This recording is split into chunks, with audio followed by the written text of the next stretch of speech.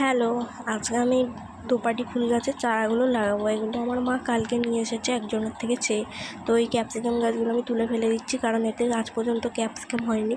তো গাছগুলো এখন আমি লাগিয়ে দিচ্ছি।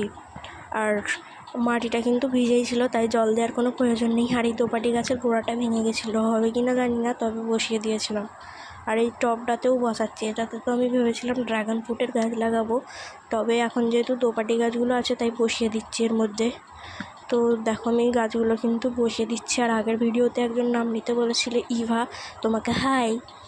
আর দেখো আমার ছাদে কিন্তু অলরেডি দোপাটি ফুলের গাছ আছেই, এগুলোর গ্রোথ খুবই সুন্দর।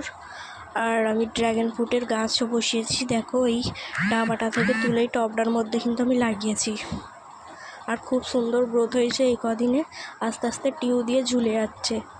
আর এই চারাটা সবসময় এরকম হেলে যায়, কেন জানি না, যতই সোজা করে দিই ততই পড়ে যায়। তো দেখো গাছগুলোর গ্রোথ কিন্তু খুবই সুন্দর হয়েছে, এই টিউটা দিয়ে ঝুলে যাচ্ছে আস্তে আস্তে। আর এখানটা ডগটা কেটে দেওয়ার পরে কিন্তু আরও দুটো ডাল বেরিয়েছে, সেগুলোও কিন্তু আমি ঝুলিয়ে দিয়েছি টিউ দিয়ে। তোমাদের আমার ভিডিও কেমন লাগে অবশ্যই কমেন্টে জানাবে। আর তোমাদেরও কি আমার মতন গাছ লাগাতে ভালো লাগে, তাহলে অবশ্যই কমেন্ট করে বলবে। আর এই দুটো যে গাছগুলো যে দেখছো, এগুলো কিন্তু আমি অনলাইন থেকে কিনেছিলাম, খুবই সুন্দর গ্রোথ হয়েছে। এগুলো একটা ড্রাম কাটাতে আর একটা বালতিতে বসিয়েছি।